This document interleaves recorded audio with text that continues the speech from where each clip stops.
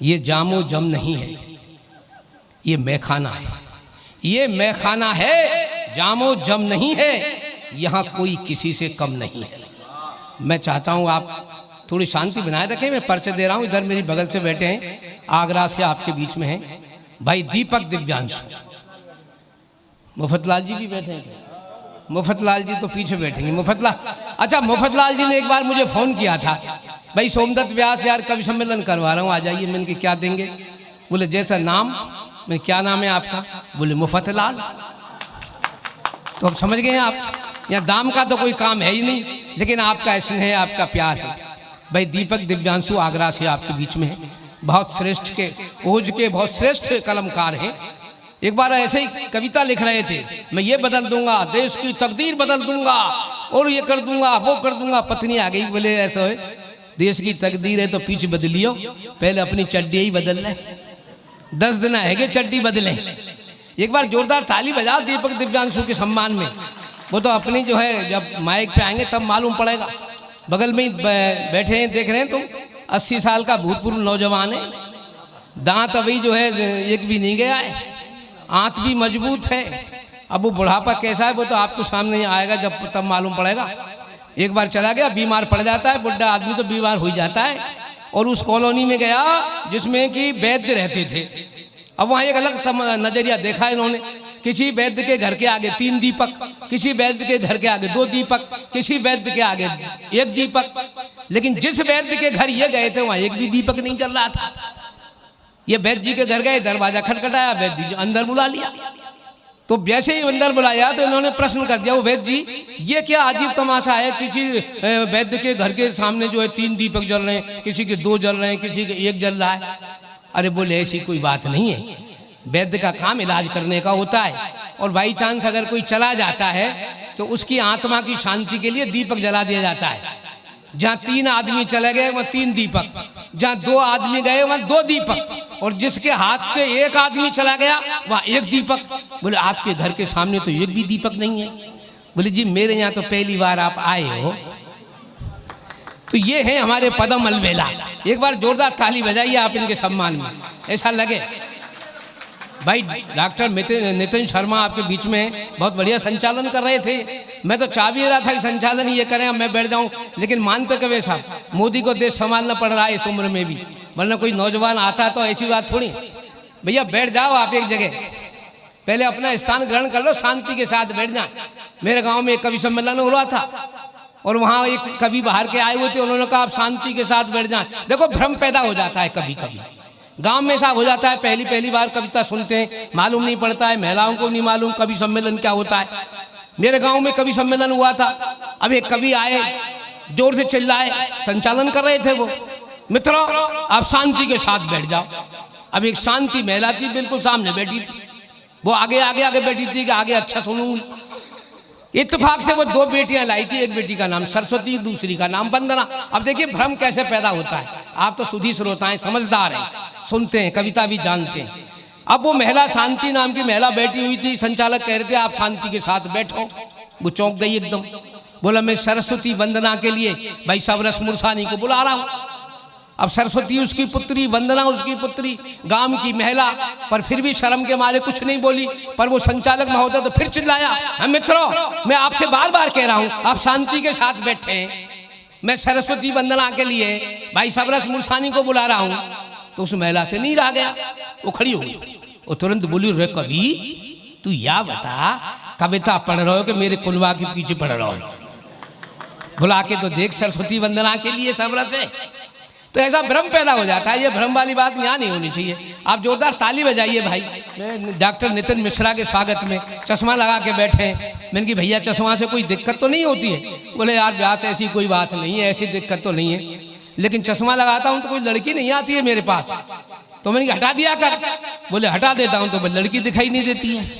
एक बार जोरदार ताली बजाइए। हाथरस से आपके बीच में बहुत श्रेष्ठ गीतकार है, और सबरस मुरसानी को तो आप जानते ही, इसकी रिकॉर्ड तो पहले ही बज रही थी। बहुत बढ़िया जो है नेशनल, इंटरनेशनल, राष्ट्रीय, अंतर्राष्ट्रीय स्तर के कवि हैं। ऐसा शायद कोई चैनल बकाया नहीं है जहां सबरस मुरसानी नहीं गया हो। हास्य का एक बेताज बादशाह आपके बीच में, एक जोरदार ताली बजाइए। मुरसान की धरती से आपके बीच में आया है। ये उसके बगल में बाबूलाल डीगिया बैठा हुआ है, 26 किलो 600 ग्राम वजन है अगले में। जब घर से चलता है तो पत्नी 100 रुपये की चिल्लर डाल देती है। चिल्लर का मतलब खुले पैसा। मैंने कहा भाभी जी ऐसा क्यों कर रही हो?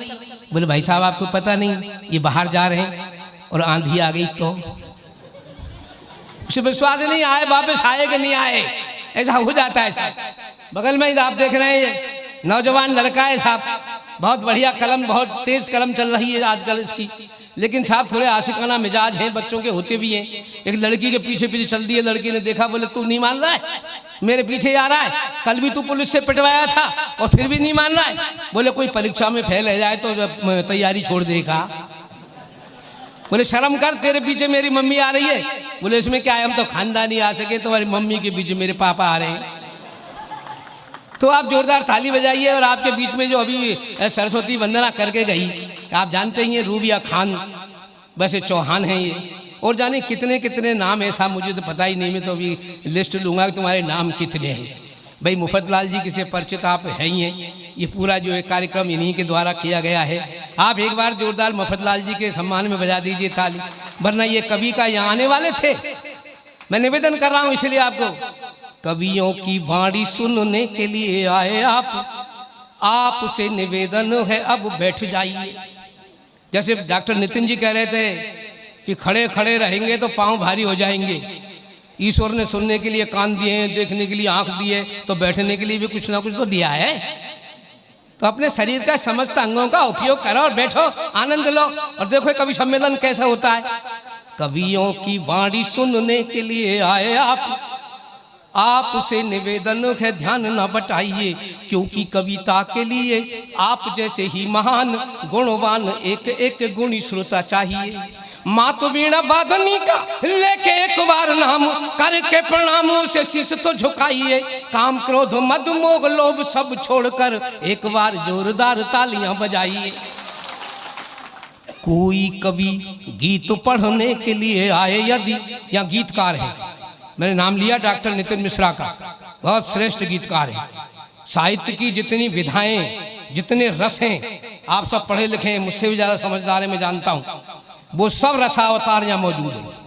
आपको हास, गीत, ओज, व्यंग, जो भी आपको सुनना है वो सब यहाँ मिलेगा। इसलिए मैं चाहता हूँ सुने, आपको क्या करना है ये मुझे बताना है। जैसे पंडित बतावे ना, मंत्र पढ़े जो सामने बैठ जाए कि जैसे मैं करूँ स्वाहा तू कर तो चलिए स्वाहा। एक बार कहा हमारे गांव में गुजर, इनको गांव में कथा है रही, ये गुजर ने आके कही पंडित जी वो कथा करवानी है, कहा करूं? मैं कचू मत करे, एक में चौक में जो है मतलब गोबर से लिपा दी जाओ, वहाँ में जो है वेदी बनवा दूंगा और अपना हो जाएगी कथा। ठीक है साहब। अब गुजर सामने और मैं इधर बैठ गया। अब दोनों मंत्र पढ़ने लगा। मैंने कहा जैसे मैं कहूँ वैसे ही तू करता चल, बन के और तो कछु ना कहे, वो तो स्वाहा के बैठ तू स्वाही कहे तो चल। अब जैसे ही वो सुहा करे तो गलत टाइम पे सुहा कहते, मैंने कहा देख सही समय पे कर, तो मुझे बोलो सही समय पे कर। अरे मैंने कहा मैं तुमसे कह रहा हूँ कि तुम सही समय पे करो, तो वो बोलो मैं तुमसे कह रहा हूँ तुम सही समय पे करो। क्योंकि मैंने तो यूँ कह दी जैसे मैं कहूँ वैसे तू बोलते जी। बात सा बढ़ गई, हमने एक थप्पड़ जड़ दिया, उसको भी गुस्सा आ गया, उसने हमारे थप्पड़ जड़ दिया। दोनों खड़े है गए गुत्ते गुत्ते और दरवाजे तक पहुँच गए। तभी वो गुजरनी आई, बोले पंडित जी तुमने यूँ नहीं बताई कि वो कथा चौक से चल के नहीं यहाँ तक आवेगी, नहीं मैं यहाँ तक पूर देती पूरे वाहे। ऐसा है जाए कहूँ। मैं आपसे कह रहा हूँ आपको क्या करना है वो समझा रहा हूँ मैं। थोड़ा सा टेक्निक होती है कवि सम्मेलन सुनने की, तकनीक होती है साहब, ऐसे ही नहीं सुना जाता कवि सम्मेलन। कैसे सुनते हैं? कोई कवि गीत पढ़ने के लिए आए यदि, तो स्वर सरिता की लहरों में डूब जाइए। और कोई हंसने हंसाने की करे जो बात, दिल खोल करके ठहाके भी लगाइए। हंसने की बात पर खूब हंसो, यहाँ कोई गुलामी तो है नहीं, स्वतंत्रता यहाँ, इसलिए आज़ादी का आनंद लो साहब। कोई कवि गीत पढ़ने के लिए आए यदि, स्वर सरिता की लहरों में डूब जाइए। और कोई हंसने हंसाने की करे जो बात, दिल खोल करके ठहाके भी लगाइए। और यदि कोई राष्ट्र की समस्याओं से जोड़े तुम्हें, ऐसा भी होगा, हमारे दीपक दिव्यांशु बैठे हुए, यदि कोई देश की जरूरत से जोड़े तुम्हें, तो देशभक्त होने का सबूत भी दिखाइए। और कविता के साथ साथ चिंतन से जुड़कर बार बार जोरदार तालियां बजाइए। मैं समझता हूँ सुबह आप ताली बजाते रहेंगे। बोले ये ताली कहाँ से आ गई? बोले सोमदत्त व्यास आया था ना भरतपुर से, उसने ताली बजाना सिखा दिया। ताली भी बहुत महत्वपूर्ण चीज़ है। बाबा रामदेव कहते हैं जो आदमी रोज 5 मिनट ताली बजा लेता है उसको ब्लड प्रेशर जैसी बीमारी नहीं होती। और अपन लोग कह देते हैं यार ताली बजाओगे तो मच्छर नहीं आएगा, और मच्छर नहीं आएगा तो ना चिकनगुनिया होगा, ना कोई मलेरिया होगा, ना आजकल जो डेंगू चल रहा है वो होगा। तो ताली बजाते हैं, जब मन पाए ताली बजाओ। और मेरे सबरस मुरसानी जो कह रहे हैं कि अगर या जन्म में नहीं बजाएंगे तो ताली अगले जन्म में बजानी पड़ेगी, घर घर जाकर। तो ऐसा नहीं हो, जोरदार ताली बजाओ आप, लगे ऐसा। दिया आपने साथ अगर तो हम भी साथ निभाएंगे, और हुआ नहीं जो कभी आज तक वो करके दिखलाएंगे। हम कलमकार हैं, कलम की दम से आग को पानी कर देंगे, और जो अपनी पर आए तो पानी में आग लगाएंगे। दिया आपने साथ अगर तो हम भी साथ निभाएंगे। गीत गजल और छंद ओज के पढ़कर तुम्हें सुनाएंगे। गर प्यार मिला तो भाग्य हमारा, गर प्यार मिला तो भाग्य हमारा, और नहीं मिला तो गिला नहीं। हम सब पंछी डाल डाल के कुछ देर बाद उड़ जाएंगे। दिया आपने साथ अगर तो हम भी साथ निभाएंगे।